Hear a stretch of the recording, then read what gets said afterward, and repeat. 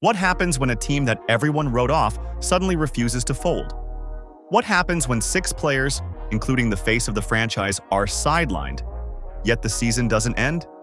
That's exactly what the Indiana Fever just proved in Game 4. Against the 2-time defending champions, the Las Vegas Aces, the Fever pulled off a win that nobody saw coming.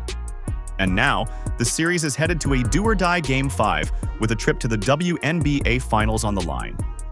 This wasn't supposed to happen, but somehow, it did. And the way it unfolded tells you everything about this team's fight, their heart, and the reason why fans are now chanting, "I've got the fever." Let's rewind. Heading into Game 4, Indiana was missing 6 rotation players. Even Caitlin Clark was on the injury list. Odds makers? They gave the Fever almost no chance. ESPN analysts? Nearly all of them sided with Vegas. And the Aces themselves? They carried the confidence of champions who believed the night would be business as usual. But Gainbridge Fieldhouse had other plans. From the opening tip, Indiana looked sharper. They kept Vegas off balance with disciplined defense and played with the urgency of a team that simply refused to die. Every hustle play, every loose ball, every defensive stop, they treated it like it was their last. And in many ways, it was. The heartbeat of this fight? Kelsey Mitchell. She dropped 25 points, attacked with fearlessness, and closed the game from the free throw line while thousands of Fever fans showered her with MVP chants. For Mitchell, who's been in Indiana for 8 seasons through more losses than wins, this wasn't just another good night. This was vindication, but she wasn't alone.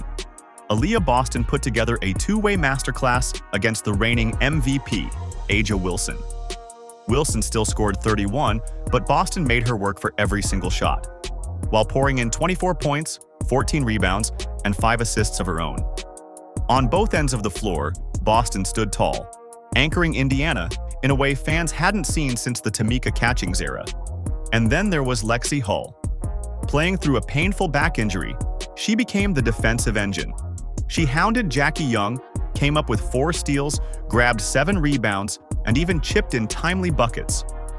Her energy fueled everyone else. One analyst gave her a new nickname, Lexi Hustle, and it stuck.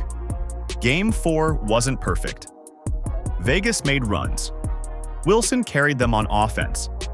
But every time momentum swung, Indiana answered. Then came the turning point.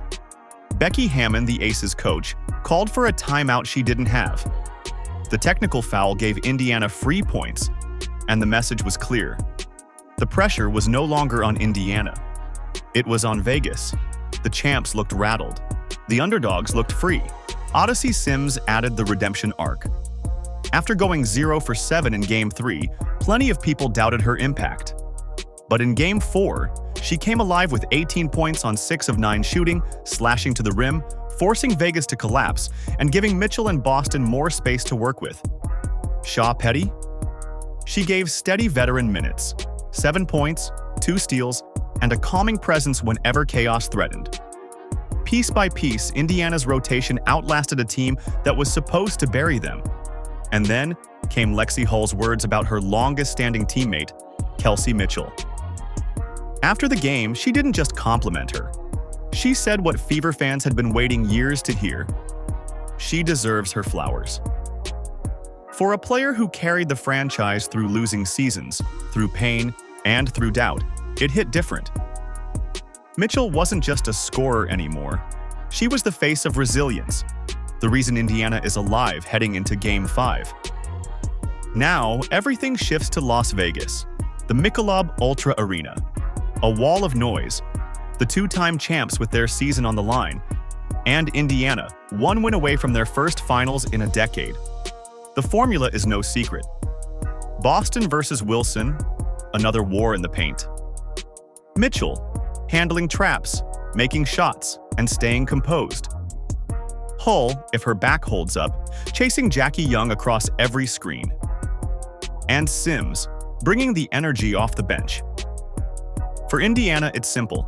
Defend without fouling, control tempo, and trust Mitchell late. For Vegas, the adjustment is obvious. Expect Wilson to be aggressive from the opening tip. Expect Jackie Young to hunt for points. and expect Becky Hammon to settle her team after that costly Game 4 mistake. But here's the question. How do you bet against Indiana now? They're 3-0 in elimination games this postseason. They've had 18 players suit up this year because of injuries. They've started hardship contract players who weren't even on the roster a month ago. And yet, here they are. One win away. The Fever feed on pressure. The Aces feed on pride. Tuesday night, one team rewrites their season. For Indiana, it's a chance to step into history and prove that all the pain was worth it. For Las Vegas, it's survival and a chance to defend their crown. No matter what happens, this postseason has already changed what we should expect from Indiana Fever basketball. Because now, they aren't just a team. They're a story of resilience, belief, and defiance. A story that answers the question, what happens when everyone counts you out?